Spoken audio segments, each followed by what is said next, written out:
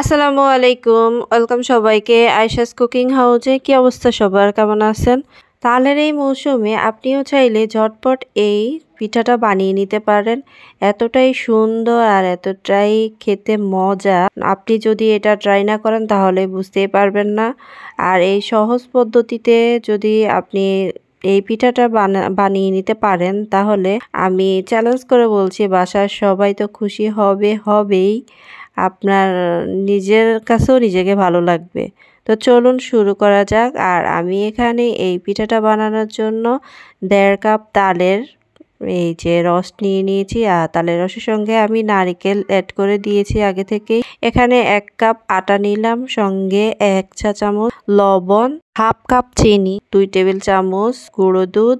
তারপর এগুলোকে ভালো করে হাত দিয়ে মিশিয়ে নিয়েছি। আর 1 চা চামচ বেকিং পাউডার দিয়েছি, যেটা স্কিপ হয়ে গেছে। তো হাত দিয়ে ভালো করে মথে নিয়ে তারপর সামান্য একটু তেল দিয়ে আবার ভালো করে মথে নিয়েছি। আর হাত দিয়ে যতটা ভালো করে মথে নিবেন ব্যাটারটা ততটাই ভালো হবে। আসলে কিছু বলার নাই, তালের পুলির ব্যাটারটা সবসময় একই রকম হয়।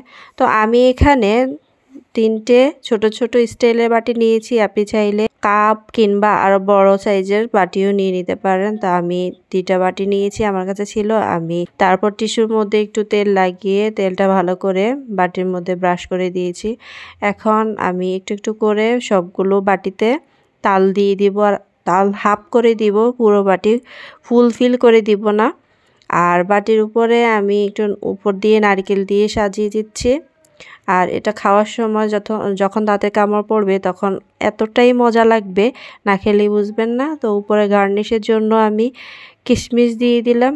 এই তো দেখতেই পাচ্ছেন খুব সুন্দর করে আমি সাজিয়ে দিলাম।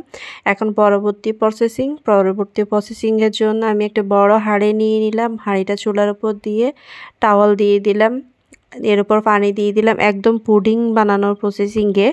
তারপর আমি বাটিগুলো একটা একটা করে বসিয়ে দিচ্ছি।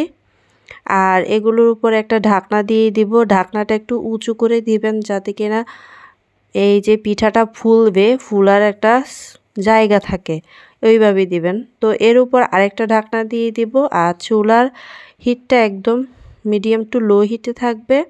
আমি ফিরে আসছি 30 মিনিট পর।